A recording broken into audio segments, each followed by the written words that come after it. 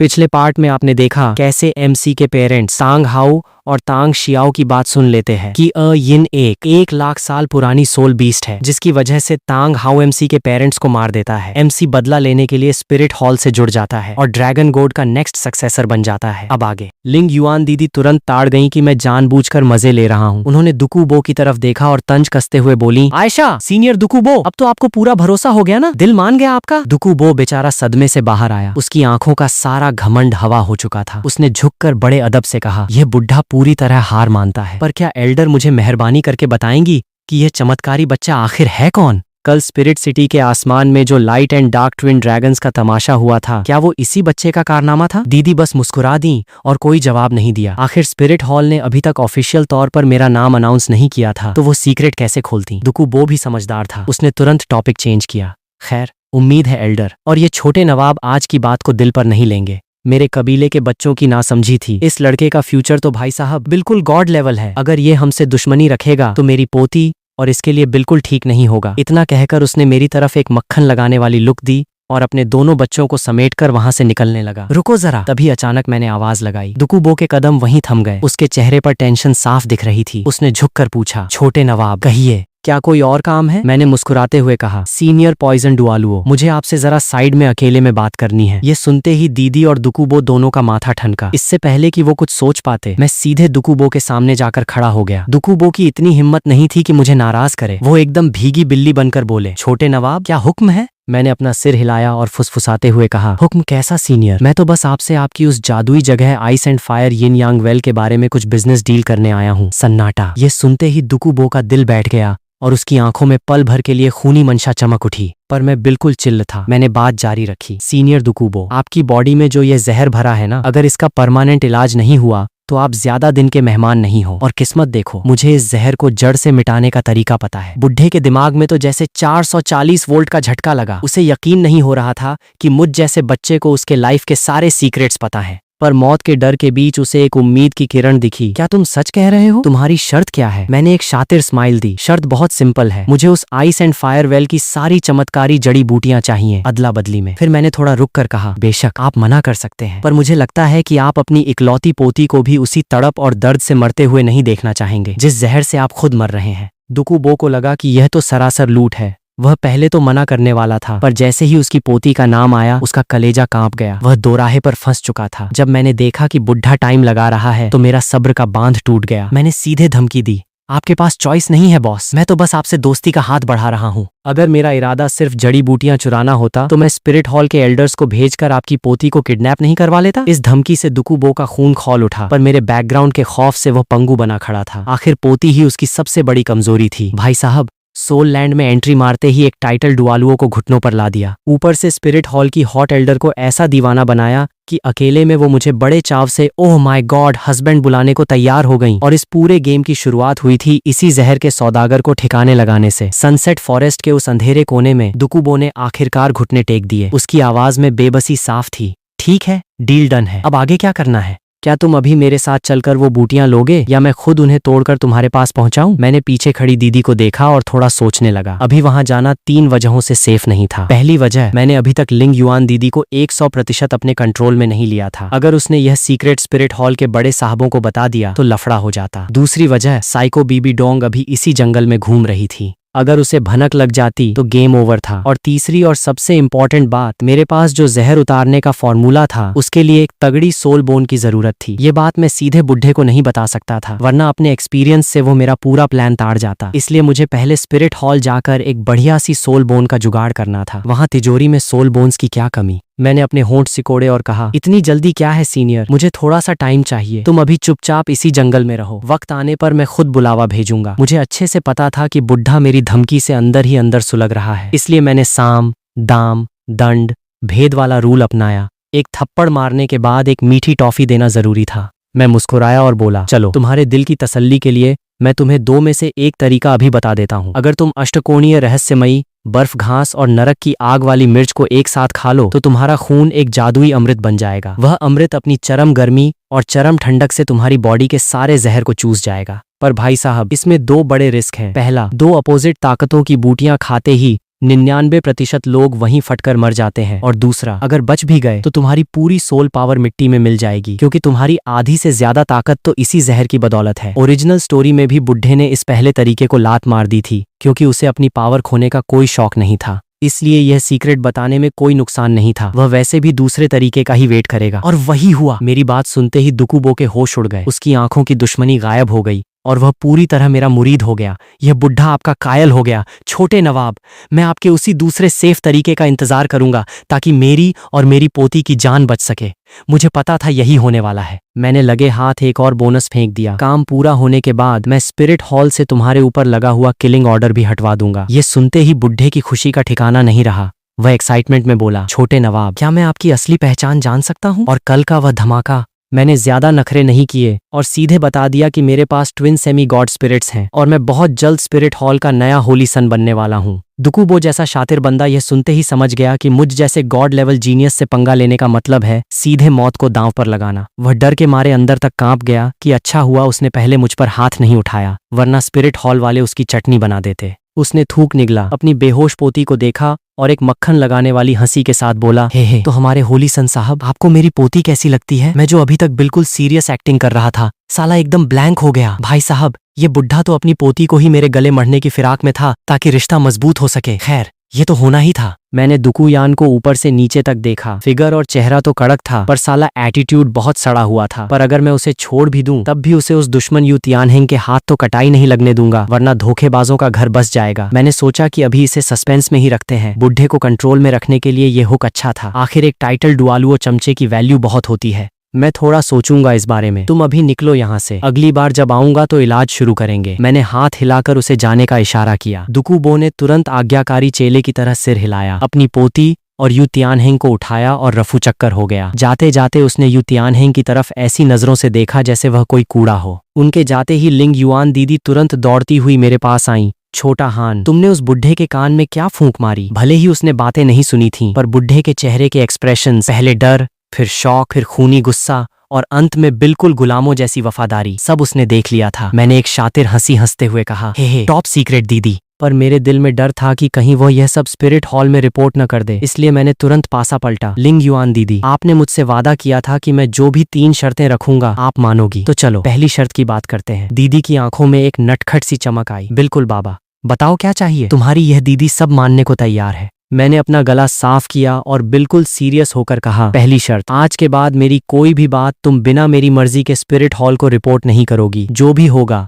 पहले मेरे और तुम्हारे बीच रहेगा। दीदी ने 1 सेकंड के लिए सोचा, फिर मुस्कुराकर हाँ में सिर हिला दिया। ये देखते ही मेरी तो बाँछें खिल गईं। मैंने हंसते हुए दूसरी शर्त रखी। दूसरी शर्त, आज के बाद तुम मेरे साथ ही खाओगी, मेरे साथ ही घूमोगी और मेरे साथ ही सोओगी। सिर्फ एक टेबल पर खाना और साथ चलना नहीं, बल्कि हमारा कमरा और बिस्तर भी एक ही होगा। दीदी के गोरे गाल पल भर में टमाटर की तरह लाल हो गए। उनकी आंखों में अचंभा और शर्म साफ दिख रही थी। वह थोड़ी देर चुप रही और फिर बिल्कुल धीमी सुरीली आवाज में बोली, ये तो एक ही शर्त में तुमने 3 चीजें मांग ली। बहुत चालाक हो, पर साला ट्विस्ट देखो, उसने मना नहीं किया, उल्टा उसके चेहरे पर एक अजीब सा इंतजार दिख रहा था। ये देखकर तो भाई साहब मेरी लॉटरी लग गई। मैंने तुरंत आखिरी पत्ता फेंका और तीसरी सबसे इम्पोर्टेंट शर्त, अकेले में तुम मुझे छोटा हान बुलाना बंद करोगी। मेरे लिए कोई स्पेशल नाम होना चाहिए। दीदी थोड़ा चौंकी, फिर उन्होंने अपने गुलाबी होठों पर हाथ रखकर एक नटखट सी हंसी हंसी। अच्छा जी, तो अकेले में हमारे होली सन साहब को क्या नाम सुनना पसंद है? क्या मैं आपको होली सन गॉड बुलाऊं? आखिरी लफ्ज बोलते वक्त वह बिल्कुल मेरे कान के पास झुकी और अपनी गर्म सांसों के साथ फुसफुसाया। मैंने अपना थूक निगला। मेरा छोटा सा चेहरा बिल्कुल लाल हो चुका था, पर मैंने पूरी गंभीरता के साथ कहा, तुम्हें मुझे हस्बैंड कहना होगा। और पीछे ओह माय गॉड, हस्बैंड साहब भी लगाना पड़ेगा। लिंग युआन दीदी ने तो अपनी आंखें इतनी बड़ी कर लीं जैसे उन्हें यकीन ही न हो। वो सोच रही थी कि मुझ जैसे 6 साल के बच्चे के दिमाग में इतनी खुराफात कहाँ से आती है। जब मैंने देखा कि वह झिझक रही हैं, तो मैंने तुरंत वही ऑस्कर लेवल का रोतड़ू चेहरा बना लिया। दीदी तो बस पिघल गईं। उन्होंने हंसते हुए मेरे कान के पास अपना मुंह लाया। हाय मैं मर जावा बाबा, मैं हार मानती हूँ, अब से अकेले में आपको हस्बैंड साहब ही बुलाऊंगी, ठीक है? उनकी वह रेशमी मखमली आवाज सुनकर मेरा तो दिल गार्डन गार्डन हो गया। वह जोर से हंस पड़ी और बोली, तो बताइए हस्बैंड साहब, अब अपनी इस चेली के लिए क्या हुक्म है? उनकी आंखों की वो मस्ती दिल चुराने वाली थी। मेरा दिल तो बिल्कुल पिघल चुका था और आवाज भी थोड़ी सॉफ्ट हो गई थी, पर मैं उनके जाल में फंसने वालों में से नहीं था। मैं तुरंत उनकी गोदी से नीचे कूदा। हे जब मेरी दीदी इतनी वफादार है तो चलो अब असली काम शुरू करते हैं। इतना कहकर मैं तुरंत उस मरते हुए 2000 साल पुराने डार्क थंडर सब ड्रैगन के पास गया और एक ही झटके में उसे खत्म कर दिया। सच में मुंह का बहुत कड़क है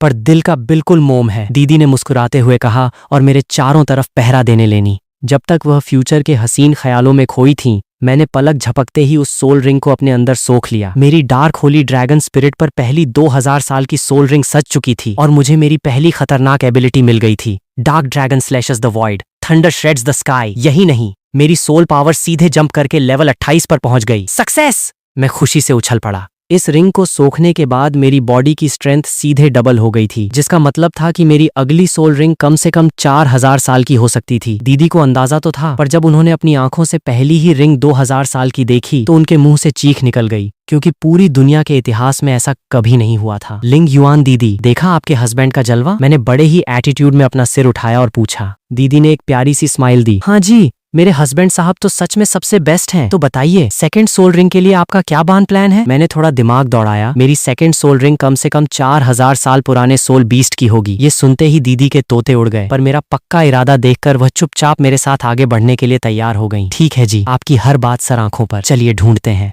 पर जैसे ही हम आगे बढ़ने वाले थे, अचानक पूरे जंगल में घनघोर अंधेरा छा गया। सर्रर सर्रर। अगले ही पल झाड़ियों को चीरते हुए 2 बहुत ही भयंकर और विशालकाय सोल बीस्ट्स बाहर निकले और उन्होंने हमें आगे और पीछे से पूरी तरह घेर लिया। सामने की तरफ एक 5000 साल पुराना थंडर आर्मर ड्रैगन और पीछे की तरफ एक 4300 साल पुराना नाइट शैडो डेमन ड्रैगन। अचानक हुए इस अंधेरे और 2 अलग अलग प्रजाति के ड्रैगन्स को एक साथ देखकर मैं थोड़ा चौंक गया। ये दोनों अलग अलग बीस्ट्स एक साथ टीम अप करके कैसे घूम रहे हैं? दीदी ने एक ही नजर में पूरा गेम समझ लिया। हस्बैंड साहब, ये दोनों ऐसे ही नहीं आए हैं, ये दोनों उसी सब ड्रैगन के मम्मी पापा हैं जिसे आपने अभी अभी मारा है। आपको एक 4000 साल की रिंग चाहिए थी ना? ये पीछे वाला नाइट शैडो ड्रैगन आपके लिए बिल्कुल परफेक्ट है। ये सुनते ही मेरे चेहरे पर एक क्रूर मुस्कान आ गई। अच्छा, तो ये खुद चलकर अपनी मौत के मुंह में आए हैं? आज इनका यहीं परमानेंट सेटलमेंट कर देते हैं। लगे हाथ मेरी नई एबिलिटी का टेस्ट भी हो जाएगा। दीदी, आप बस साइड में हट जाओ, इन दोनों को मैं अकेले ही देख लूंगा। मैं तुरंत उनकी गोदी से नीचे उतरा, आंखों में पूरा कॉन्फिडेंस था।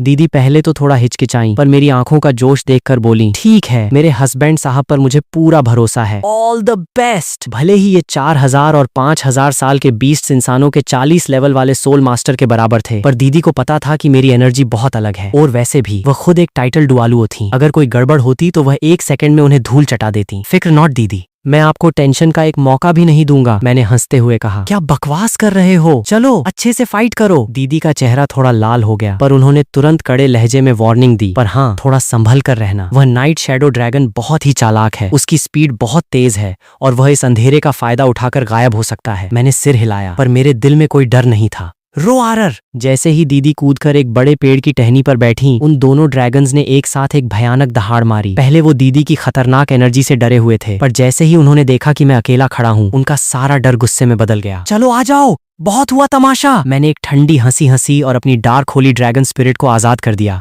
दहाड़। अपने बच्चे की सोल रिंग मेरे ऊपर तैरती देख उन दोनों पेरेंट्स का गुस्सा 7वें आसमान पर पहुंच गया। वो पागलों की तरह अपनी तीखी कुल्हाड़ी जैसे पंजे लेकर मेरी तरफ झपटे। सब बकवास है। मैं अपनी जगह पर बिल्कुल अंगद के पैर की तरह जम गया और सही टाइम का वेट करने लगा। पलक झपकते ही वो दोनों मेरे बिल्कुल करीब आ चुके थे। उनके पंजों की हवा से लग रहा था कि वो मेरी खोपड़ी उड़ा देंगे। हस्बैंड साहब बचो। पेड़ के ऊपर से दीदी की घबराई हुई आवाज आई। मेरे होठों पर एक विजयी मुस्कान आई और मैंने अपनी पूरी ताकत से चिल्लाया, पहला soul skill, dark dragon slashes the void, thunder shreds the sky. जैसे ही मेरे बोल खत्म हुए, मेरे ऊपर तैरती वह 2000 साल की पर्पल रिंग चमक उठी। मेरे डार्क ड्रैगन के दोनों पंखों से अनगिनत काली बिजलियां सांप की तरह लपलपाने लगीं और जैसे ही मैंने अपने हाथ खोले, दोनों पंखों से 2 बहुत ही विशाल काली कुल्हाड़ी जैसी एनर्जी बीम्स बाहर निकली, जिनमें भयंकर थंडर का ब्लास्ट छुपा था। धूम। स्पीड इतनी ज्यादा फास्ट थी कि उन दोनों ड्रैगन्स को बचने का मौका ही नहीं मिला। वो दोनों काली बिजलियां सीधे उनकी छाती को चीरती हुई पार हो गईं। रोआरर। एक बहुत ही दर्दनाक और आखिरी चीख के साथ उन दोनों भीमकाय ड्रैगन्स की बॉडीज हवा में उछलीं और सीधे जमीन पर आ गिरी। दोनों के प्राण पखेरु उड़ चुके थे। Game over. दीदी ने पेड़ के ऊपर से एक राहत की सांस ली। हे कहा था ना दीदी, फिक्र नॉट। मैंने ऊपर देखकर एक नटखट स्माइल दी और तुरंत उस नाइट शैडो डेमन ड्रैगन की बॉडी के पास जाकर उसकी रिंग को सोखने बैठ गया। कुछ ही पलों में उसकी 4300 साल की सोल रिंग मेरी सेकंड रिंग बन चुकी थी और मुझे मेरी दूसरी सबसे धांसू एबिलिटी मिल गई थी, shadow of the dragon in the dark night. इसका इफेक्ट ये था कि मैं जब चाहूं पूरे एरिया को एक घने अंधेरे के कुएं में बदल सकता हूं और खुद एक अदृश्य परछाई बनकर गायब हो सकता हूं। भाई साहब, क्या खतरनाक स्किल है। जब मैंने इसके इफेक्ट्स देखे तो मेरी सांसें अटक गईं। अब मुझे समझ आया कि दीदी ने मुझे इसके बारे में पहले क्यों सचेत किया था। अगर वह ड्रैगन गुस्से में अंधा होकर सीधा मुझ पर हमला न करता और इस स्किल का यूज करता तो मुझे सच में बहुत पापड़ बेलने पड़ते। तभी दीदी पेड़ से नीचे कूदी और दौड़कर मुझे अपनी गोदी में उठा लिया। हस्बैंड साहब, 4000 साल की सोल रिंग हजम करने के बाद कैसा लग रहा है? कहीं कोई दर्द या प्रॉब्लम तो नहीं हो रही? लाओ मैं एक बार चेक कर लूं। दीदी ने बड़े ही प्यार से मेरी पूरी बॉडी का मुआयना किया और जैसे ही वह मुझे नीचे उतारने वाली थी, मुझे अपनी बॉडी के अंदर सोल पावर का एक बहुत बड़ा उबाल महसूस हुआ। मैं खुशी से चिल्लाया, दीदी, मेरी सोल पावर सीधे लेवल 30 पर पहुंच गई है। दीदी तो बिल्कुल दंग रह गईं। फिर उनके चेहरे पर एक बहुत ही प्राउड वाली स्माइल आई। यह तो बहुत ही कमाल की बात है जी। मुझे तुरंत ड्रैगन गॉड का वह दूसरा टास्क याद आया। तीनों रिंग्स का टोटल 15000 साल होना चाहिए था। पहली 2 रिंग्स का टोटल 6300 साल हो चुका था। यानी अब आखिरी रिंग के लिए मुझे कम से कम 8700 साल का टारगेट पूरा करना था। 2 रिंग्स सोखने के बाद मेरी बॉडी अब लोहे जैसी हो चुकी थी, तो मैं आराम से 9000 साल तक की रिंग झेल सकता था। लिंग युआन दीदी, मेरी तीसरी सोल रिंग कम से कम 8700 से 9000 साल के बीच की होगी। इस बार दीदी ने कोई बहस नहीं की। उन्हें मेरे ऊपर अंधा भरोसा हो चुका था। ठीक है जी, अब आपकी हर बात मंजूर है। चलिए और गहरे जंगल में चलते हैं। हम दोनों तुरंत सनसेट फॉरेस्ट के बिल्कुल कोर एरिया की तरफ बढ़ गए। काफी मशक्कत के बाद आखिरकार हमें एक 8900 साल पुराना डार्क फ्रॉस्ट ड्रैगन मिल गया। इसके पास डार्क और एक्सट्रीम आइस दोनों शक्तियां थीं। दीदी के लिए उसे एडमारा करना बस कुछ सेकंड का काम था। मैंने तुरंत आगे बढ़कर उसे आखिरी झटका दिया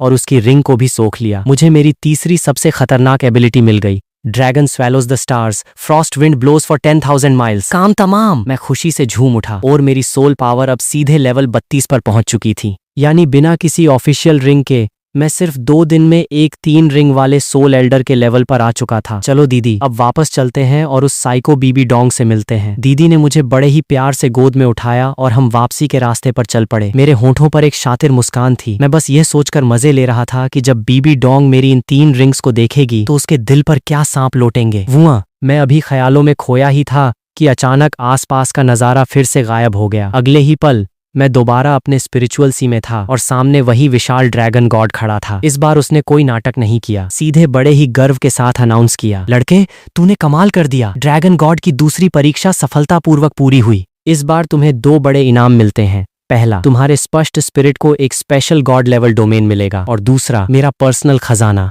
ड्रैगन गॉड का कोर। मैंने बिना सोचे समझे तुरंत अपना फैसला सुनाया, बॉस, मुझे मेरे डार्क होली ड्रैगन स्पिरिट के लिए वो डोमेन चाहिए। पर भाई साहब, मेरी ये बात सुनते ही हमेशा शांत रहने वाला ड्रैगन गॉड एक सेकंड के लिए बिल्कुल बुत बन गया। उसने तुरंत अपनी जादुई नजरों से मेरी बॉडी को स्कैन किया और बड़े ही दुख के साथ अपना सिर हिलाया। लड़के, तूने बहुत बड़ी भूल कर दी। तूने पहले इस डार्क ड्रैगन को क्यों ट्रेन किया? क्या तुझे अपने दोनों स्पिरिट्स का अंतर नहीं पता? सुन, रेडिएंट होली ड्रैगन अपनी भयंकर ताकत, अटैक और लोहे जैसी डिफेंस के लिए जाना जाता है, जबकि यह डार्क होली ड्रैगन सिर्फ चालाकी, कंट्रोल और दूसरों को परेशान करने के काम आता है। अगर इंसानों की भाषा में कहूं तो पहला वाला प्योर अटैक सिस्टम है और दूसरा वाला सपोर्ट या कंट्रोल सिस्टम है। एक अटैक सिस्टम वाले ड्रैगन की बॉडी हमेशा ज्यादा मजबूत होती है। अगर तूने पहले रेडिएंट ड्रैगन को ट्रेन किया होता तो तेरी बॉडी पहली ही बार में 10,000 साल की रिंग झेल जाती, पर तूने उल्टा रास्ता चुना। ड्रैगन गॉड की आवाज में बहुत ज्यादा पछतावा भरा था। ये सुनते ही मुझे भी अपनी गलती का एहसास हुआ और मेरा माथा ठनका। साला, अगर पहले सुनहरे ड्रैगन को जगाया होता तो आज गेम कुछ और होता, पर अब पछताए होत क्या जब चिड़िया चुग गई खेत। और वैसे भी अगर मुझे पहले से पता भी होता तब भी वो साइको बीबी डोंग मुझे कभी सुनहरे ड्रैगन पर हाई लेवल रिंग चढ़ाने नहीं देती। ये सोचकर मेरे दिल में उस बीबी डोंग के लिए नफरत और बढ़ गई।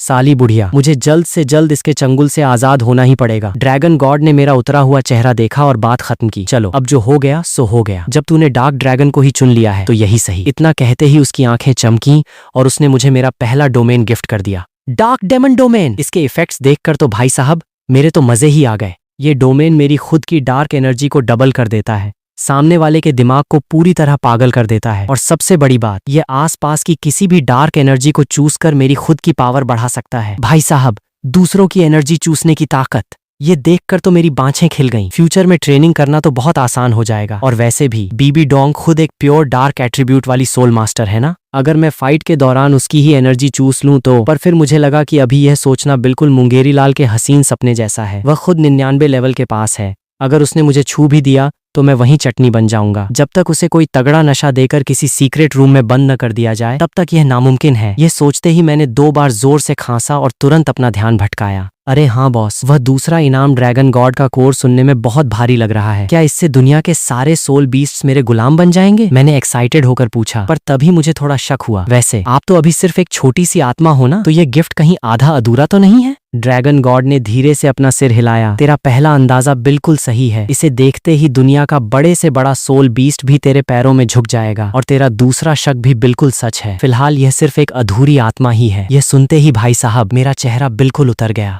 मेरा मन हुआ कि इस बुढ़े ड्रैगन को वहीं 4 बातें सुना दूं, पर मैं कुछ बोल पाता उससे पहले ही उसने बात संभाली। भले ही यह आधी अधूरी आत्मा है, पर इसका खौफ कुछ कम नहीं है। ये तुमसे 10 गुना कमजोर किसी भी सोल बीस्ट को सिर्फ एक नजर में घुटनों पर ला सकती है। पर हाँ, चूंकि यह इनकम्प्लीट है तो तुम इसे अपनी नॉर्मल एनर्जी की तरह हवा में नहीं उड़ा सकते। तुम्हें इसकी पावर से एक सोल स्टैंप बनाकर सीधे सामने वाले के दिमाग पर दागनी होगी। एक बार यह स्टैंप लग गई तो वो जिंदगी भर तुम्हारे खौफ से कांपेगा और तुम्हारी हर बात मानेगा। पूरी बात सुनने के बाद मैं फिर से निशब्द रह गया। साला, जो बीस्ट मुझसे 10 गुना कमजोर होगा उसे गुलाम बनाकर मैं अचार डालूंगा क्या? ड्रैगन गॉड ने जब मेरी यह सड़ी हुई शक्ल देखी तो वह दोबारा बोला, लड़के ज्यादा उतावला मत बन। मैंने यह खजाना तुझे बहुत सोच समझ कर दिया है। मैंने इस दुनिया का जो फ्यूचर देखा है उसके हिसाब से मुझे पता है कि इस वक्त 1 लाख साल का कौन सा सोल बीस्ट इंसानी रूप धारण करके घूम रहा है। मेरी यह अधूरी आत्मा उस बीस्ट पर बिल्कुल सटीक बैठेगी। इसीलिए तुम्हारी तीसरी परीक्षा का टास्क है उस 1 लाख साल के इंसानी रूप वाले सोल बीस्ट को ढूंढकर अपना परमानेंट पालतू जानवर बनाना। टाइम लिमिट है पूरे 2.5 महीने। और हाँ, एक हिंट दे देता हूँ,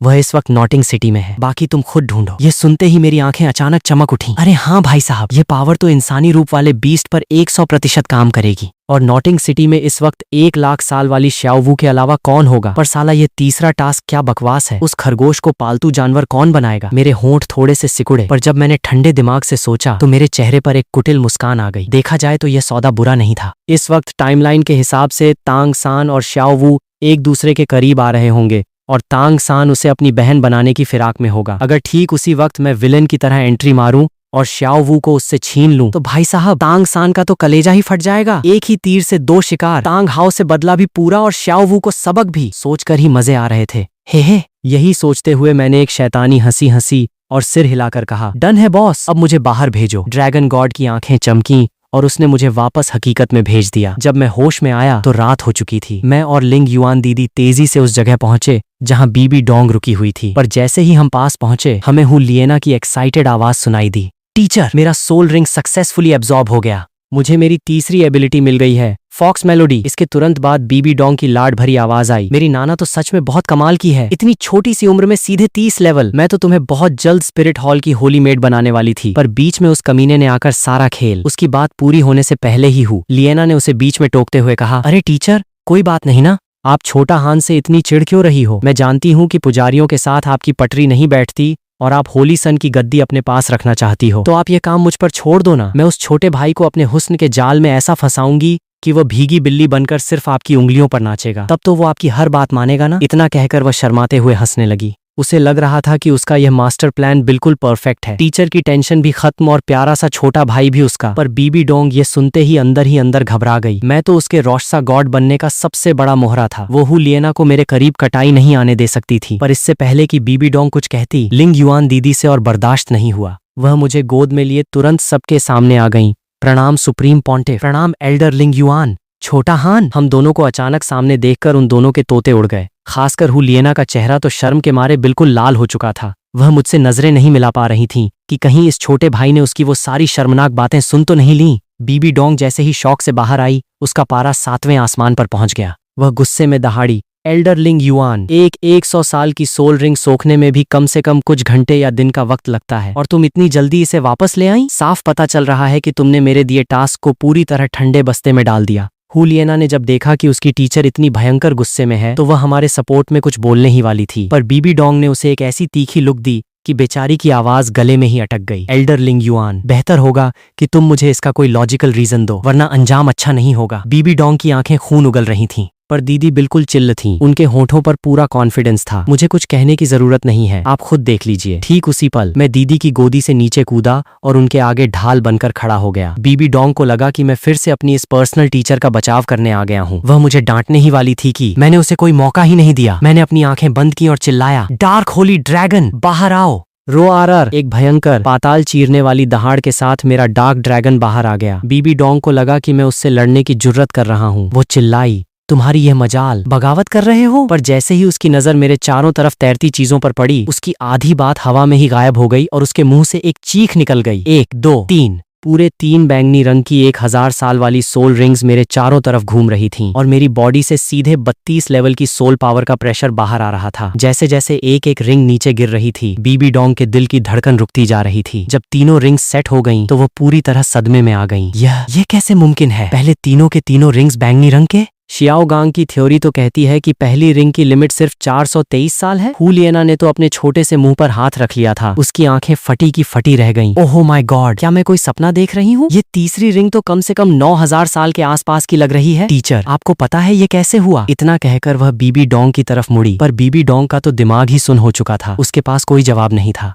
आज अगर उसका वह शियाओ गांग खुद भी यहाँ आ जाता, तब भी इस चमत्कार को देखकर पागल हो जाता। मैंने बीबी डोंग की वह सड़ी हुई शक्ल देखकर मन ही मन बहुत मजे लिए और बड़े ही एटीट्यूड में कहा, गुरु माता, जैसा कि आप देख सकती हैं, मेरी थ्योरी 100% सही साबित हुई। रही बात उस थ्योरी की जो आप पूरी दुनिया में बांट रही हैं, तो भाई साहब वह बिल्कुल 2 कौड़ी की बकवास है, बदतमीज। ये सुनते ही बीबी डोंग गुस्से से बिल्कुल अंधी हो गई। इस छोटे से कीड़े की यह मजाल कि वह उसके प्यारे शियाओ गांग की सालों की रिसर्च को बकवास कहे, पर साला सबूत बिल्कुल सामने था। वह चाहकर भी कुछ नहीं बोल सकती थी। हु लिएना जो अभी तक वहां खड़ी थी, उसे हमारी पुरानी बहस के बारे में कुछ नहीं पता था, पर इस वक्त मेरा यह गॉड लेवल टैलेंट देखकर वह पूरी तरह मेरी साइड हो चुकी थी। उसने तुरंत अपनी टीचर से कहा, टीचर, शायद छोटा हान सही कह रहा है। हमारे स्पिरिट हॉल को अब अपनी पुरानी थ्योरीज को बदल देना चाहिए। ये सुनते ही बीबी डोंग को लगा कि उसने दूध पिलाकर सांप पाला है। वह जिस लड़की को अपनी बेटी की तरह मानती थी, वह आज एक दूसरे लड़के के सपोर्ट में खड़ी थी। पर उसका गुस्सा हु लिएना पर नहीं, बल्कि मुझ पर फूटा। नाना तो बहुत सीधी सादी है,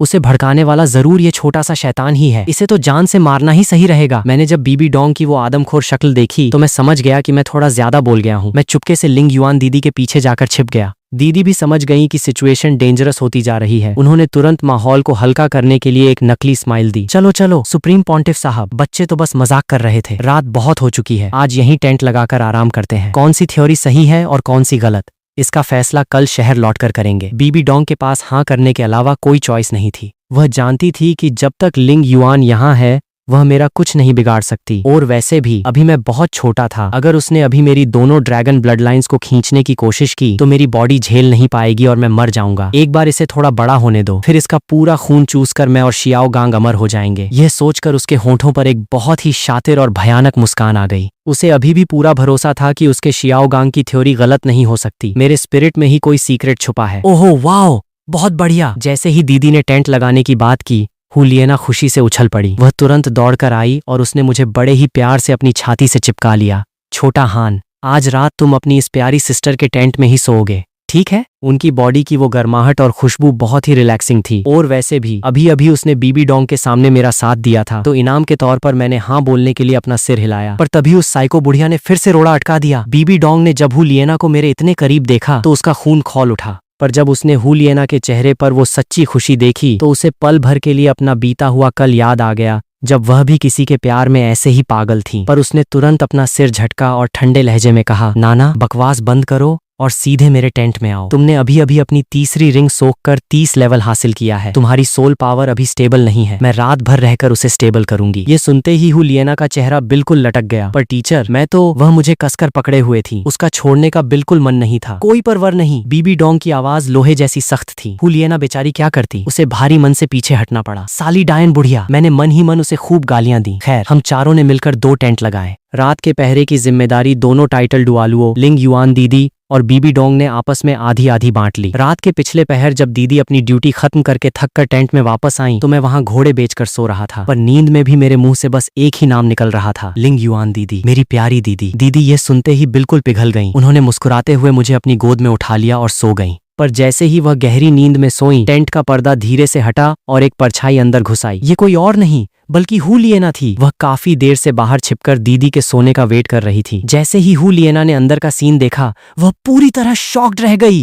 अच्छा, तो छोटा हान इस एल्डरलिंग युआन को इसीलिए इतना पसंद करता है क्योंकि ये पीठ पीछे। पर नहीं, ये छोटा भाई सिर्फ और सिर्फ मेरा है। उसने मन ही मन एक शातिर स्माइल दी, चुपके से आगे बढ़ी और मुझे दीदी की गोदी से उठाकर साइड में ले गई। छोटे भाई, जल्दी उठो, तुम्हारी सिस्टर आई है। मैं अभी नींद में बिल्कुल ब्लैंक था। मुझे कुछ समझ नहीं आ रहा था कि क्या हो रहा है। पर इससे पहले कि मैं कुछ बोल पाता हूँ, लिएना ने अचानक अपनी तीसरी एबिलिटी फॉक्स मेलोडी एक्टिवेट कर दी। एक अजीब सी नशीली आवाज मेरे कानों में गूंजी और मेरा दिमाग फिर से घूमने लगा। अगले दिन शाम होते होते हम सब वापस स्पिरिट सिटी पहुंच चुके थे। शहर के मुख्य गेट पर कदम रखते ही लिंग युआन दीदी ने बीबी डोंग से बड़े ही अदब से कहा, सुप्रीम पॉन्टिफ साहब, हमारे होली सन का टैलेंट इस दुनिया के सारे नियमों से परे है। कायदे के मुताबिक मुझे इसे इसी वक्त चीफ प्रिएस्ट कियान दाओल्यू से मिलवाने ले जाना चाहिए। यह सुनते ही बीबी डोंग का माथा ठनका। अगर इस बूढ़े खूसट को पता चल गया कि इस लड़के ने शियाओ गांग की थ्योरी की धज्जियां उड़ा दी हैं, तो वह तुरंत पूरी दुनिया में शियाओ गांग को एक जोकर साबित कर देगा। तब तो मेरे प्यारे शियाओ गांग का नाम हमेशा के लिए मिट्टी में मिल जाएगा। वह मना करने ही वाली थी कि तभी अचानक आसमान से एक काली परछाई उड़ती हुई आई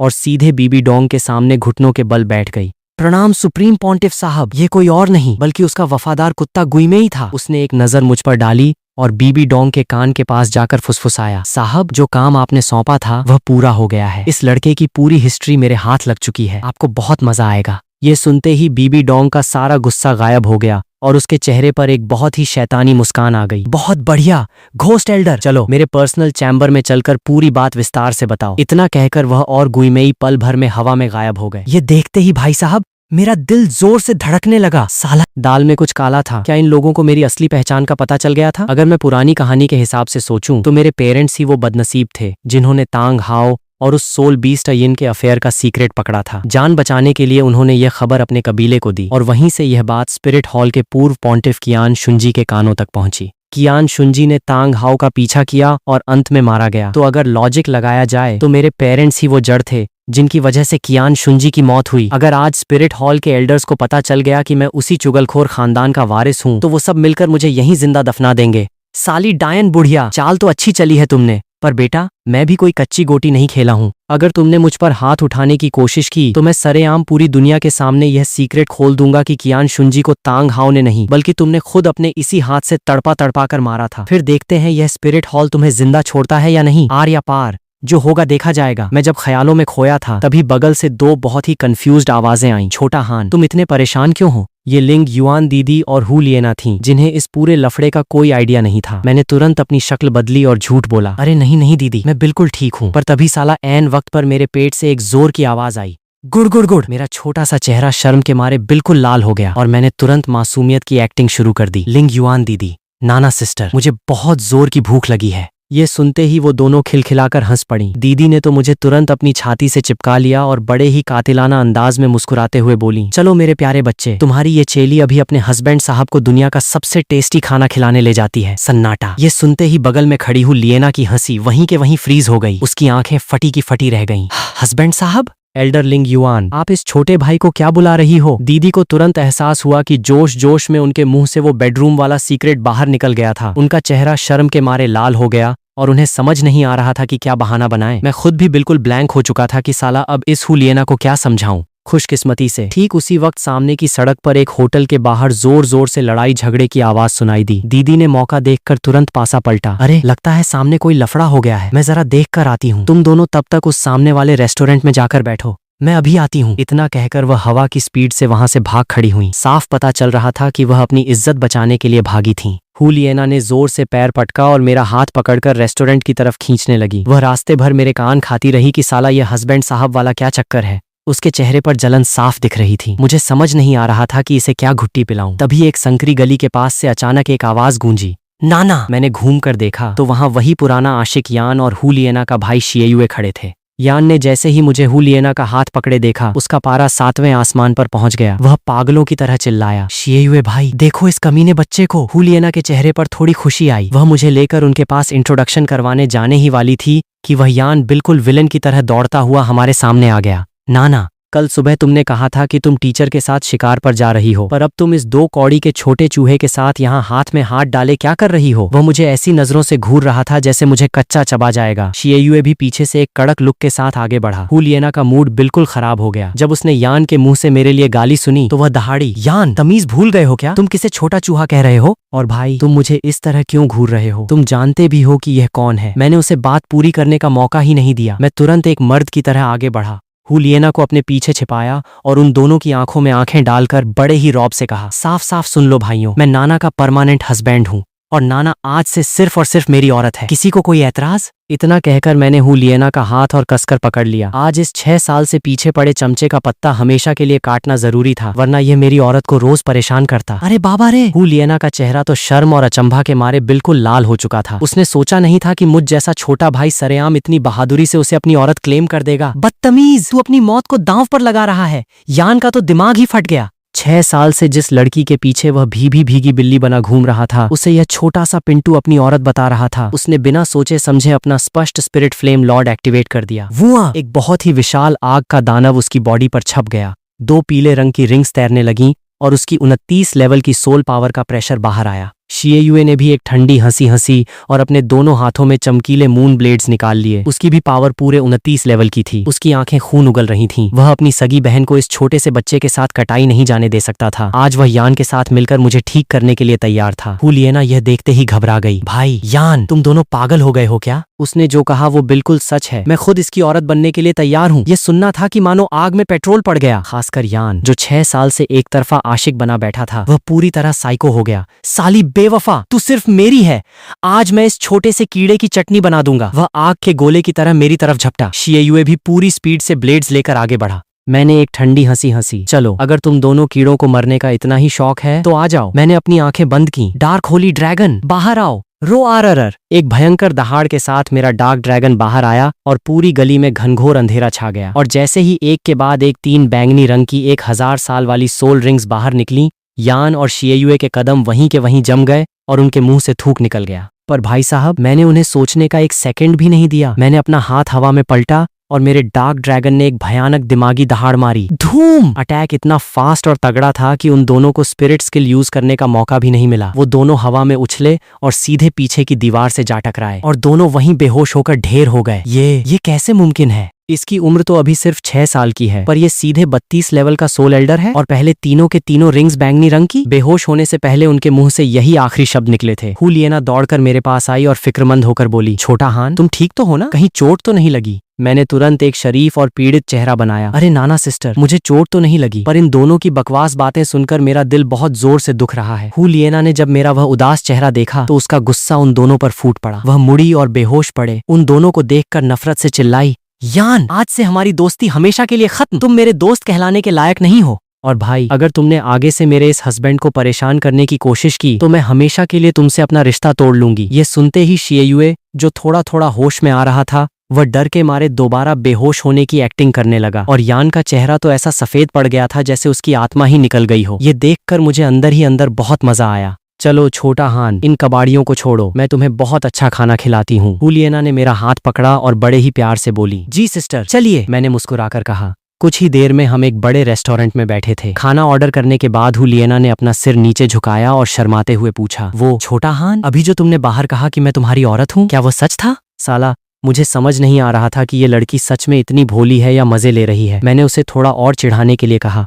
अरे नाना सिस्टर, आप क्या बकवास कर रही हो? मैंने ऐसा कब कहा? हुलियना गुस्से में अपनी सीट से खड़ी हो गई। झूठ मत बोलो, अभी बाहर तुमने सबके सामने। अरे वाह, तो तुम दोनों यहाँ छिपकर मजे ले रहे हो? मुझे तो तुम्हें ढूंढने में बहुत पापड़ बेलने पड़े। तभी अचानक बाहर से एक बहुत ही कड़क और शातिर औरत की आवाज आई। दरवाजा खुला और बीबी डोंग पूरी पलटन के साथ अंदर घुसी और उसके ठीक पीछे खड़ी थी हमारी लिंग युआन दीदी। बीबी डोंग के चेहरे पर वो आदमखोर मुस्कान देखकर मेरा माथा ठनका। साला, गुइमेई ने इसे मेरी पूरी हिस्ट्री बता दी थी और अब यह बुढ़िया मुझे अपने जाल में फंसाने के लिए पूरी तैयारी के साथ आई थी। सुप्रीम पॉन्टिफ और एल्डर को अचानक अपने रेस्टोरेंट में देखकर वहां हड़कंप मच गया। मालिक तो बिल्कुल हाफ पैंट में ही दौड़ता हुआ आया और पैरों में गिर गया। प्रणाम सुप्रीम पॉन्टिफ साहब। प्रणाम एल्डर लिंग युआन। इस नाचीज को आपके आने की खबर नहीं थी। अगर कोई गुस्ताखी हुई हो तो प्लीज इस गुलाम को माफ कर दीजिएगा। बीबी डोंग ने बड़े ही एटीट्यूड में अपना सिर हिलाया और मेरी तरफ देखकर एक बहुत ही खतरनाक स्माइल के साथ बोली, चलो कोई बात नहीं, हमें अपने इन दोनों शिष्यों के साथ एक बहुत ही सीरियस और सीक्रेट मीटिंग करनी है, हमें बिल्कुल शांति चाहिए। रेस्टोरेंट में बैठे लोग तो कानाफूसी करने लगे। ओहो माय गॉड, वो लड़की तो हुलियना है ना, जो सुप्रीम पॉन्टिफ की खास चेली है। पर वो छोटा लड़का कौन है? क्या वो भी इनका नया चेला है? इतनी छोटी सी उम्र में सुप्रीम पॉन्टिफ का चेला बनना मतलब भाई साहब किस्मत खुल गई उसकी। हुलियना को ये लाइमलाइट बहुत पसंद आ रही थी। उसने मेरा हाथ पकड़ा और खड़ी हो गई।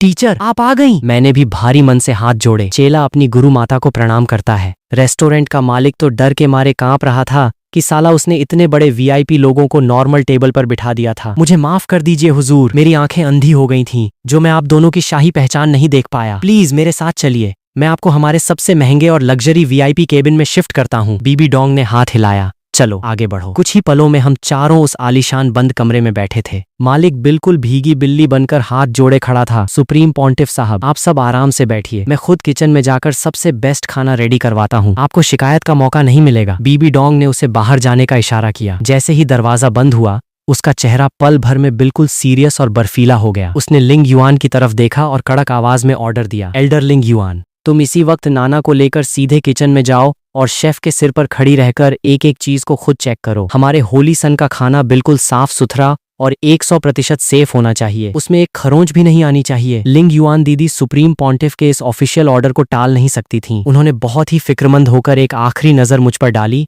और हुलियना का हाथ पकड़कर बाहर चली गईं। हुलियना भी जाने से पहले मुझे बहुत ही उदास नजरों से देख रही थी। अब उस बंद कमरे में सिर्फ मैं और वह साइको बुढ़िया बीबी डोंग अकेले बचे थे और हवा में एक बहुत ही खतरनाक तूफान की आहट साफ महसूस हो रही थी। रेस्टोरेंट के उस लग्जरी बंद वीआईपी केबिन में मैंने जैसे ही लिंग युआन दीदी और हुलियना को बाहर जाते देखा, मेरा माथा ठनक गया। मुझे अच्छे से पता था कि इस साइको बुढ़िया बीबी डोंग ने जानबूझकर उन दोनों को रास्ते से हटाया है ताकि वह अकेले में मेरी क्लास लगा सके। जाहिर है आगे की बातें बहुत कड़वी होने वाली थीं। तभी बीबी डोंग की मजे लेती हुई आवाज मेरे कानों में गूंजी, हाँ तो मेरे प्यारे चेले, क्या तुम्हें जरा सा भी आइडिया है कि तुम्हारी इस गुरु माता ने तुम्हें अकेले में यहाँ क्यों रोका है? मैंने ज्यादा डेढ़ शाणा न बनते हुए मासूमियत से अपना सिर खुजलाया और भीगी बिल्ली बनकर बोला, अरे गुरु माता, मुझे क्या पता, जो भी बात है आप साफ साफ बोल दो ना प्लीज। मेरी यह डरी सहमी शक्ल देखकर बीबी डोंग के दिल को बड़ी तसल्ली मिली। उसने तुरंत अपनी औकात दिखाते हुए धमकी दी, सीधी सी बात है बच्चे, तेरी पूरी कुंडली अब मेरे हाथ में है। तुझे भी अच्छे से पता होगा कि अगर यह सीक्रेट मैंने स्पिरिट हॉल में सरेआम कर दिया तो तेरा होली सन बनना तो दूर की बात है, तू यहाँ अपनी जान भी नहीं बचा पाएगा। यह सुनते ही मेरा कलेजा कांप गया।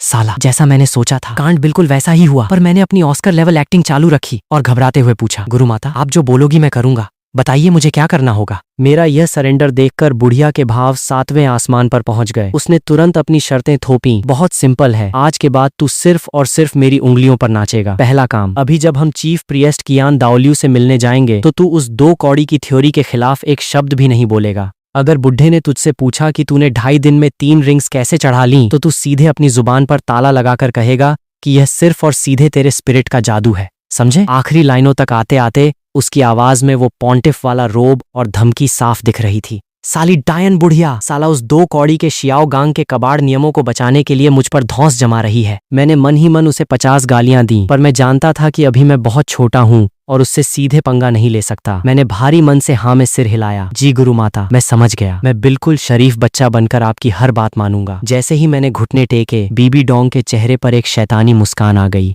पर वह भी कोई कच्ची खिलाड़ी नहीं थी। वह साम, दाम, दंड, भेद का रूल अच्छे से जानती थी। एक थप्पड़ मारने के बाद एक मीठी टॉफी देना जरूरी था। उसने तुरंत अपने पास से एक गहरे काले रंग की जादुई रोशनी वाली सोल बोन निकाली। उसे देते वक्त उसके चेहरे पर थोड़ा पछतावा साफ दिख रहा था। चलो तुम बात मान गए तो इनाम भी मिलना चाहिए। यह एक 3000 साल पुराने शैडो एलिगेटर की लेफ्ट आर्म सोल बोन है। भले ही अभी इसकी उम्र सिर्फ 3000 साल है, पर भाई साहब ये एक इन्वॉल्विंग सोल बोन है। जैसे जैसे तुम्हारी पावर बढ़ेगी ये खुद ब खुद अपग्रेड होती जाएगी और फ्यूचर में ये 1 लाख साल की भी बन सकती है। ये मेरी तरफ से तुम्हारे गुरु बनने का गिफ्ट है और तुम्हारी वफादारी का इनाम भी। ये सुनते ही मेरी तो आंखें फटी की फटी रह गईं। भाई साहब क्या तगड़ी घूस दी थी बुढ़िया ने, इन्वॉल्विंग सोल बोन। साला मुझे अपने जाल में फंसाने के लिए उसने अपनी तिजोरी का सबसे नायाब हीरा निकाल कर दे दिया था। खाना खाने के बाद मैं और लिंग युआन दीदी वहां से निकल गए। जब हम चीफ प्रिएस्ट के महल की तरफ जा रहे थे तो दीदी से रहा नहीं गया। उन्होंने मुझसे पूछा, हस्बैंड साहब अकेले में उस सुप्रीम पॉन्टिफ ने आपसे क्या खिचड़ी पकाई और उसने आपको इतनी कीमती सोल बोन गिफ्ट में क्यों दी?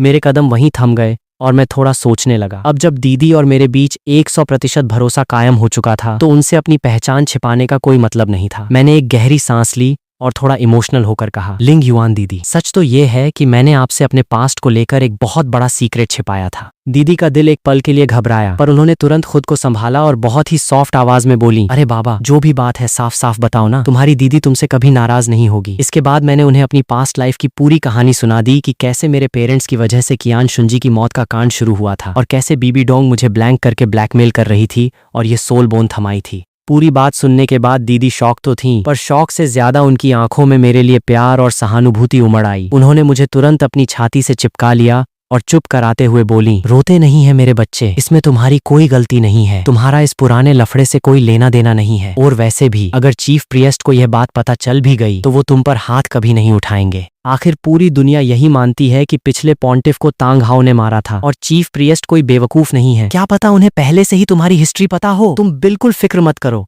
जब तक तुम्हारी यह दीदी जिंदा है तुम्हें कोई छू भी नहीं सकता। मैं तुम्हें अपने हाथों से पाल पोस कर बड़ा करूंगी और एक दिन हम साथ मिलकर उस तांग हाओ की चटनी बनाएंगे। दीदी की ये बातें सुनकर मेरे दिल में एक बहुत ही मीठी लहर उठी और आंखों में आंसू आ गए। मैंने जोर से सिर हिलाया। थैंक यू लिंग युआन दीदी, मैं कसम खाता हूँ अगर फ्यूचर में कभी आपकी जान पर कोई मुसीबत आई तो आपका ये हस्बैंड अपनी जान दांव पर लगाकर भी आपकी हिफाजत करेगा। दीदी मेरा ये सीरियस लुक देखकर मुस्कुरा पड़ी और मजे लेते हुए बोली, आयशा, अभी खुद इतने छोटे से पिंटू हो और दीदी को बचाने की बातें कर रहे हो, पहले थोड़े बड़े तो हो जाओ। हाँ, हम दोनों हंसते खेलते हुए आगे बढ़ने लगे। पर मैंने एक सीक्रेट अभी भी दीदी से छिपा कर रखा था कि असल में कियान शुंजी को तांग हाओ ने नहीं बल्कि इसी बीबी डोंग ने तड़पा तड़पा कर मारा था। यह पत्ता मैं अभी नहीं खोल सकता था, क्योंकि अगर आज जंग शुरू हुई तो कियान दाओलियू जैसा भीगी बिल्ली स्पिरिट हॉल के बड़े फायदे के चक्कर में बीबी डोंग का कुछ नहीं बिगाड़ पाता और उल्टा मेरा गेम ओवर हो जाता। कुछ ही देर में हम महल के मुख्य द्वार पर थे। जैसे ही हम अंदर घुसने वाले थे वहां से घोस्ट लेपर्ड डुआलुओ बाहर निकला। उसने हमें देखकर बस एक फॉर्मल सिर हिलाया, पर जब उसकी नजर मुझ पर पड़ी तो उसकी आंखों में एक अजीब सा संशय साफ दिखा। मेरा माथा ठनका। साला, दीदी का अंदाजा बिल्कुल सही था। बुढ़े कियान दाओलियू ने पहले ही मेरी कुंडली निकालने के लिए अपने जासूस भेज दिए थे और ये घोस्ट लेपर्ड ही वो जासूस था। टेंशन मत लो छोटा हान,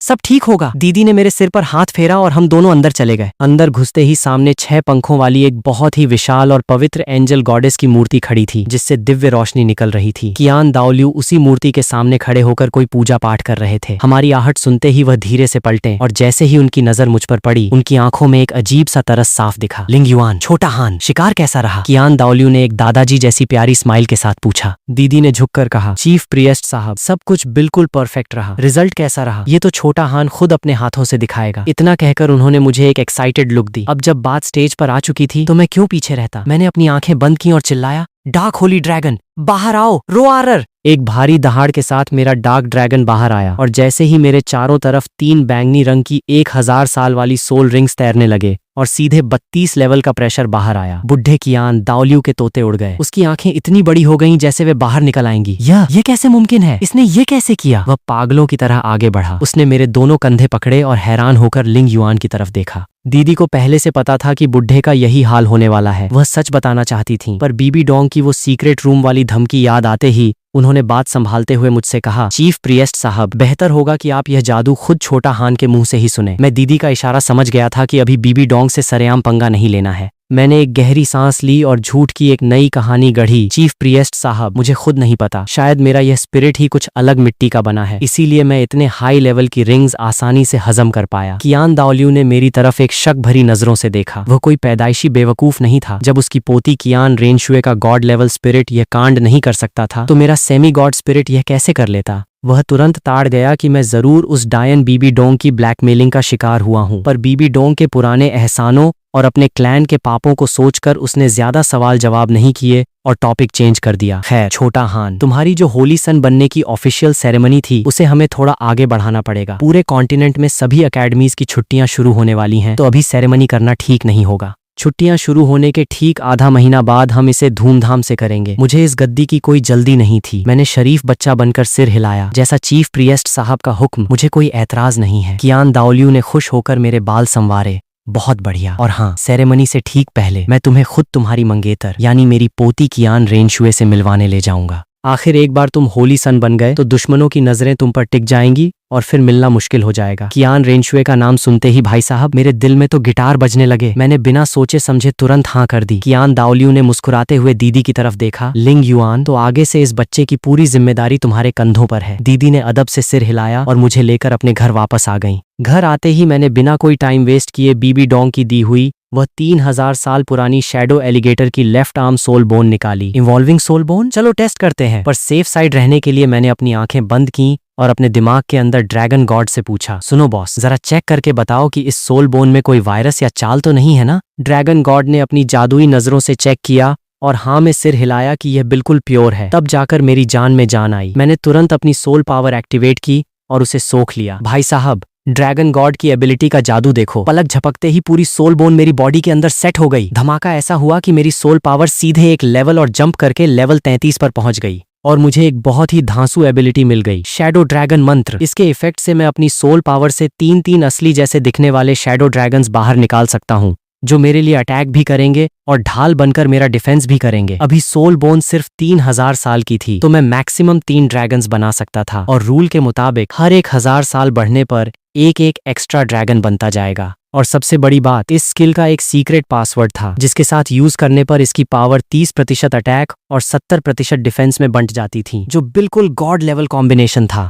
क्या खतरनाक चीज मिली है, मैं तो खुशी से पागल हो गया। चलो, उस डायन बुढ़िया ने पहली बार कोई ढंग का काम किया था। जब ये सोल बोन अपग्रेड होकर 1 लाख साल की बनेगी तो नजारा देखने लायक होगा। देखते ही देखते कुछ दिन पानी की तरह बह गए। इन दिनों मैं रोज लिंग युआन दीदी के साथ घर पर मस्ती करता और ट्रेनिंग करता। और हाँ, हुलियना भी रोज हमारे घर आ जाती थी। हम दोनों लड़कियों के साथ मेरा तालमेल इतना कड़क हो चुका था कि वो दोनों अब मेरे बिना एक पल भी नहीं रह सकती थी। रिश्ता बिल्कुल नेक्स्ट लेवल पर पहुंच चुका था। और रही बात दुकुबो के जहर का इलाज करने वाली सोल बोन की, तो स्पिरिट हॉल की तिजोरी से मैंने एक बहुत ही बढ़िया बोन पहले ही पार कर दी थी। आज का दिन बहुत स्पेशल था। आज पूरे कॉन्टिनेंट की सभी अकेडमीज का आखिरी वर्किंग डे और क्लोजिंग सेरेमनी थी। हमारे स्पिरिट हॉल की एकेडमी में भी आज बड़ा फंक्शन था, जिसके बाद ऑफिशियल तौर पर छुट्टियां शुरू होने वाली थीं। दीदी चूंकि एल्डर थीं, तो उन्हें सुबह सुबह ही फंक्शन की तैयारियों के लिए निकलना था। वह किचन में नाश्ता बना रही थीं, पर तभी मेरे दिमाग की बत्ती जली। साला, ड्रैगन गॉड का वह तीसरा टास्क, 2.5 महीने के अंदर उस 1 लाख साल की श्याओ वू खरगोश को पालतू जानवर बनाना था। और ओरिजिनल स्टोरी के हिसाब से तांग सान आज ही छुट्टियों में श्याओ वू को पहली बार अपने गांव सेंट हंट विलेज लेकर जाने वाला था, जहां वो दोनों भाई बहन का वो नौटंकी वाला नाटक करने वाले थे। स्पिरिट सिटी से सेंट हंट विलेज का रास्ता बहुत लंबा था। अगर मैं अभी दीदी को लेकर निकलूंगा तब जाकर कहीं शाम तक वहां पहुंच पाऊंगा और तांग सान का वो ड्रामा लाइव देख पाऊंगा। और सबसे बड़ी बात, इस वक्त तांग हाओ तांग सान को अकेला छोड़कर कहीं बाहर गया हुआ था, यानी विलन गायब था और अटैक करने का इससे बेस्ट मौका दोबारा नहीं मिलने वाला था। यही सोचते हुए मैंने तुरंत किचन में जाकर दीदी का पल्लू पकड़ा। लिंग युआन दीदी, मारो गोली उस फालतू के फंक्शन को। आज मेरे साथ बाहर घूमने चलो ना प्लीज। दीदी के हाथ वहीं रुक गए। उन्होंने मुझे एक अजीब सी लुक दी। अरे छोटा हान, कल रात जब नाना तुम्हें इस फंक्शन में चीफ गेस्ट बनने का इन्विटेशन देने आई थी, तब तो तुम बड़े चाव से हाँ कर रहे थे, और आज अचानक तुम्हारा मूड कैसे बदल गया। मैंने अपना सिर खुजलाया।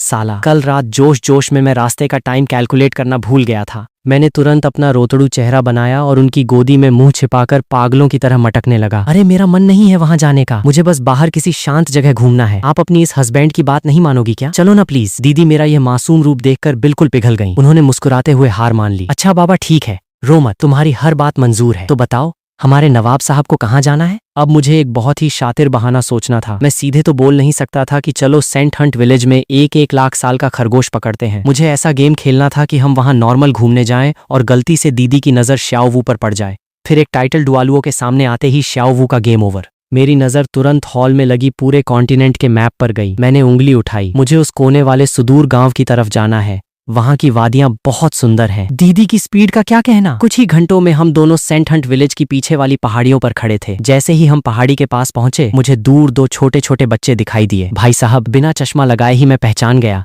ये तांग सान और श्याओ वू थे। और वहां वही सबसे बड़ा नौटंकी वाला सीन चल रहा था। श्याओ वू, मेरी इस दुनिया में कोई फैमिली नहीं है, क्या तुम मेरी सगी बहन बनोगी? मैं अपनी जान देकर भी तुम्हारी हिफाजत करूंगा। तांग सान बिल्कुल मजनू बनकर श्याओ वू की आंखों में आंखें डालकर डायलॉग मार रहा था। ये सुनते ही श्याओ वू की आंखों में नकली आंसू आ गए। उसने अपना सिर नीचे झुकाया और मासूमियत से पूछा, पर भैया, अगर कल को बहुत सारे विलेंस मुझे जान से मारने आए और वो इतने पावरफुल हुए कि तुम उनसे जीत नहीं पाए, तब तुम क्या करोगे? तांग सान ने अपनी सड़ी हुई शक्ल पर एक बहुत ही सीरियस लुक बनाई और छाती ठोक कर बोला, तो उन विलेंस को तुम्हारी लाश छूने से पहले मेरी लाश के ऊपर से गुजरना होगा। ये सुनते ही श्याओ वू तो बिल्कुल इमोशनल हो गई। वह चिल्लाई, भैया भाई साहब, दूर खड़ा मैं ये सब देखकर उल्टी करने ही वाला था कि साला बगल में एक और ट्विस्ट हो गया। मैंने जब लिंग युआन दीदी की तरफ देखा तो उनके चेहरे पर भी आंसू थे। वो तो इस बकवास ड्रामे को देखकर बिल्कुल इमोशनल हो चुकी थीं। साला, लगता है दीदी ने अभी तक इस खरगोश की असली पहचान नहीं पकड़ी है। मैंने तुरंत पासा पलटा, अपनी नाक सिकोड़ी और चिल्लाया, लिंग युआन दीदी। इस हवा में अचानक इतनी गंदी खरगोश की बदबू कहाँ से आने लगी? क्या आसपास कोई जंगली जानवर मर गया है क्या? दीदी मेरी यह बात सुनते ही चौंक गईं। उन्होंने तुरंत अपनी जादुई डुआलुओ नजरें चारों तरफ दौड़ाईं। पहले तो उन्हें कुछ नहीं मिला, पर जैसे ही उनकी नजर उस श्याओ वू पर टिकी, भाई साहब,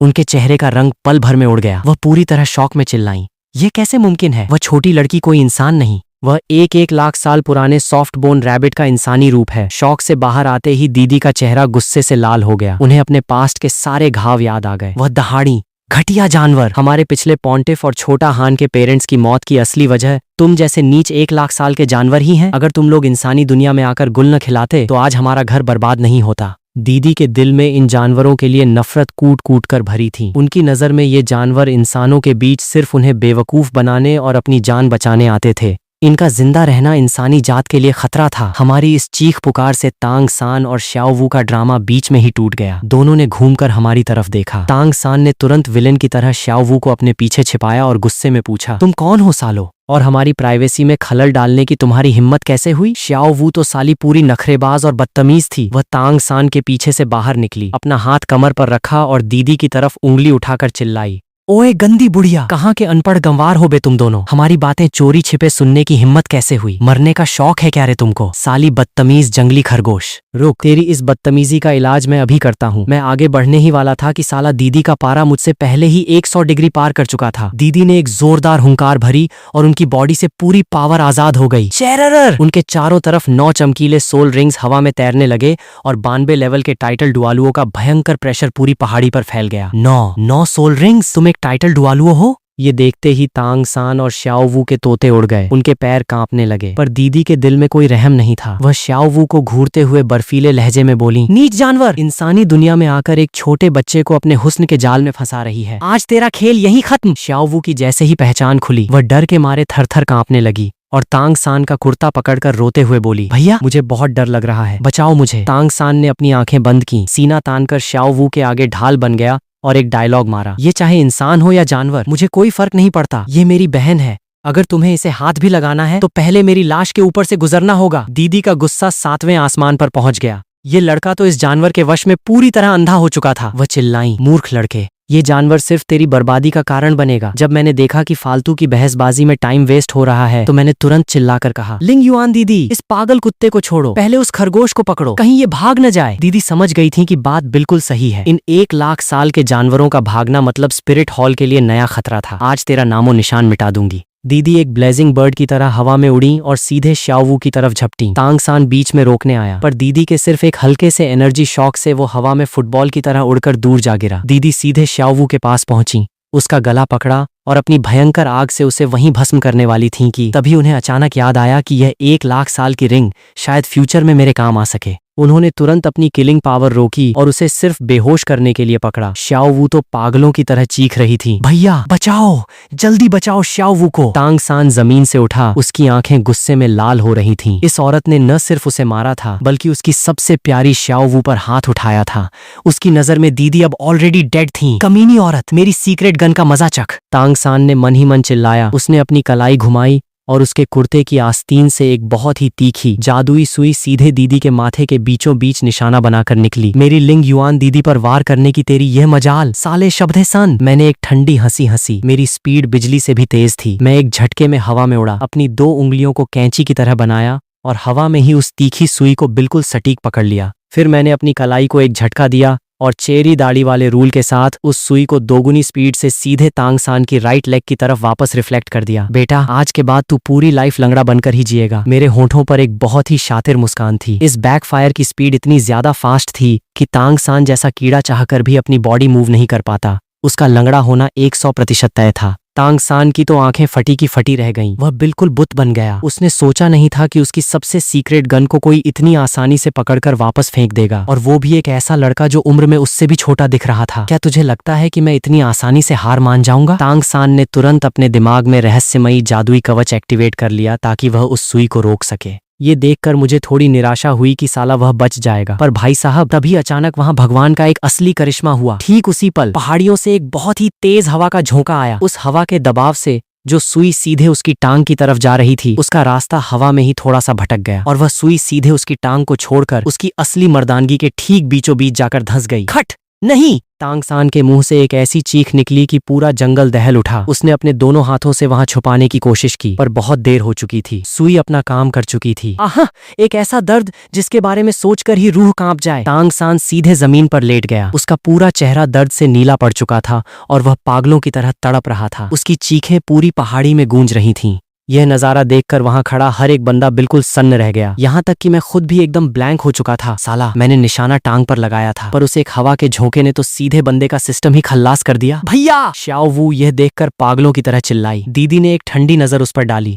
उनके दिल में कोई दया नहीं थी। खुद काफी। जो इंसान इन जानवरों के प्यार में अंधा हो जाए, उसका यही हश्र होना चाहिए। मैं जब शौक से बाहर आया तो भाई साहब, मेरी तो हंसी ही नहीं रुक रही थी। मैं जोर जोर से पागलों की तरह हंसने लगा। मेरी खुशी इस वक्त 7वें आसमान पर पहुंच चुकी थी। वाह वाह भगवान वाह, मजा ही आ गया। तांग हाओ का इकलौता वारिस, वह छोटा कमीना तांगसान आज से हमेशा के लिए एक नपुंसक बन चुका है। अब जब बुढ़ा तांग हाओ अपने बेटे की यह सड़ी हुई हालत देखेगा तो सोचकर ही साला कलेजा गार्डन गार्डन हो रहा है। मेरे दिल में बदले का एक बहुत ही मीठा और तीखा करंट दौड़ गया। मैंने तंज कसते हुए उसकी तरफ देखा और चिल्लाकर कहा, अरे ओ नपुंसक, अब खड़ा खड़ा क्या मेरा मुंह देख रहा है? चल भाग यहाँ से। अभी भी जाकर किसी अच्छे डॉक्टर को दिखाएगा तो शायद वो टूटा हुआ सिस्टम टांके मारकर वापस जोड़ दे। इस आवारा जंगली खरगोश के चक्कर में अपनी मर्दानगी का परमानेंट घाटा मत करवा बैठ। हा। तांगसान दर्द से कराह रहा था। वह जमीन पर पड़ा पड़ा अपनी खून उतरी आंखों से मुझे ऐसे घूर रहा था जैसे मुझे कच्चे चबा जाएगा। पर वह अंदर ही अंदर जान चुका था कि इस वक्त वह एक कीड़ा भी नहीं मार सकता। अगर जिंदा रहेगा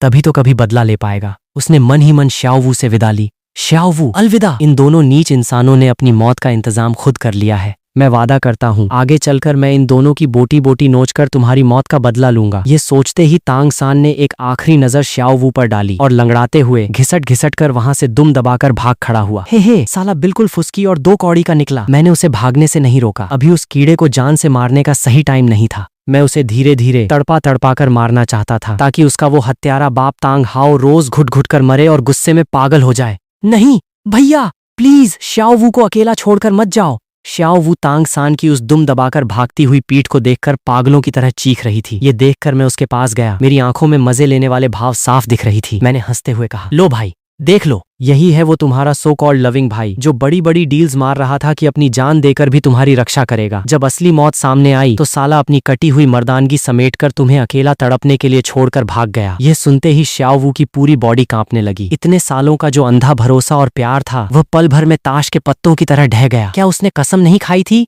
कि वह मेरी हिफाजत करेगा? तो फिर आज ऐसा क्यों हुआ? क्यों उसने मुझे धोखा दिया? उसकी आंखों से आंसू बहने लगे और वह पूरी तरह डिप्रेशन में डूब गई। इंसानी दुनिया में जिस इकलौते इंसान पर उसने भरोसा किया था उसी ने ऐन वक्त पर उसकी पीठ में छुरा घोंप दिया था। हस्बैंड साहब, इस चालाक जानवर से ज्यादा मुंह लगाने की जरूरत नहीं है। लिंग युआन दीदी ने अचानक बात काटी। क्या पता इसके कुछ और जंगली साथी भी आसपास छिपे हों। पहले इसे बांधकर स्पिरिट हॉल ले चलते हैं। वहां चलकर सुप्रीम पॉन्टिफोर चीफ प्रिएस्ट को पूरी रिपोर्ट देंगे। मैं पूरी कोशिश करूंगी कि यह 1 लाख साल का माल तुम्हारे अगले सोल रिंग के काम आ सके। इतना कहकर दीदी ने अपनी तीसरी ability blazing eagle soaring activate की। हवा में आग से बना एक बहुत ही विशालकाय जादुई बाज प्रकट हुआ। दीदी ने श्याओ वू को घसीटकर उस बाज के ऊपर फेंका और खुद छलांग मारकर उसके ऊपर चढ़ गईं। उन्होंने सीधे अपना पैर श्याओ वू की छाती पर टिकाया और उसे नीचे दबा दिया। ये देखकर श्याओ वू का तो साला कलेजा ही फट गया। Spirit hall! तो ये दोनों विलेंस उसी स्पिरिट हॉल से थे जिसने उसकी सगी माँ का शिकार किया था। वह इंसानी दुनिया में सिर्फ इसलिए आई थी ताकि अपनी पावर बढ़ाकर उस स्पिरिट हॉल से अपनी माँ की मौत का बदला ले सके। पर आज किस्मत का खेल देखो, वह खुद उन्हीं के चंगुल में फंस चुकी थी। अब तो उसका मरना 100% तय था। वह मन ही मन पछता रही थी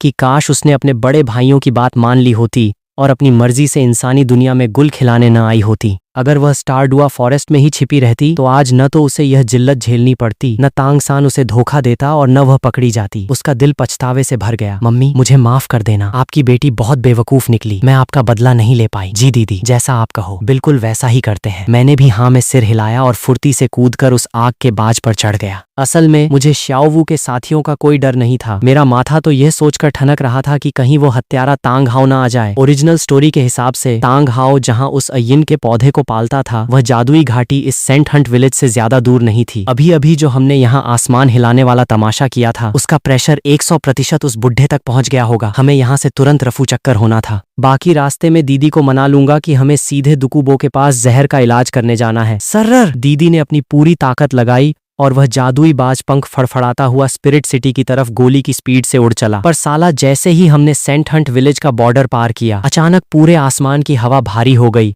और एक बहुत ही खौफनाक एनर्जी का ब्लास्ट हुआ। मेरे बेटे का सिस्टम डैमेज करके तुम लोग इतनी आसानी से पतली गली से निकल जाओगे? मुंगेरी लाल के हसीन सपने देखना बंद करो। एक ऐसी भयानक बादलों को चीर देने वाली दहाड़ गूंजी की कान के पर्दे फट जाएं और ठीक हमारे सामने आसमान में एक बहुत ही विशाल खूंखार काली परछाई आकर खड़ी हो गई। वह बंदा लंबा चौड़ा और फौलाद जैसा था और उसके हाथ में एक बहुत ही भारी डरावना क्लियर स्काई हैमर चमक रहा था। उसकी बॉडी के चारों तरफ एक एक करके 9 सोल रिंग्स बाहर आए, पर साला जो आखिरी वाला रिंग था वह सोने या बैंगनी रंग का नहीं था। वह बिल्कुल खूनी लाल रंग का 1 लाख साल वाला गॉड लेवल सोल रिंग था। हाउतियन डुआलुओ तांग हाओ! दीदी के मुंह से चीख निकल गई। उनकी आंखें फटी की फटी रह गईं। उन्होंने सपने में भी नहीं सोचा था कि पिछले पॉन्टिफ का मर्डर करने वाला ये वांटेड क्रिमिनल अचानक सीधे उनके सामने आकर खड़ा हो जाएगा। और उसने क्या कहा था कि हमने उसके बेटे को जख्मी किया है? इसका मतलब वह जो अभी अभी लंगड़ा और नपुंसक बनकर भागा था वह इसी खूंखार विलेन का सगा बेटा था। जैसे ही मेरी नजर तांग हाओ पर पड़ी मेरे पेरेंट्स की मौत का मंजर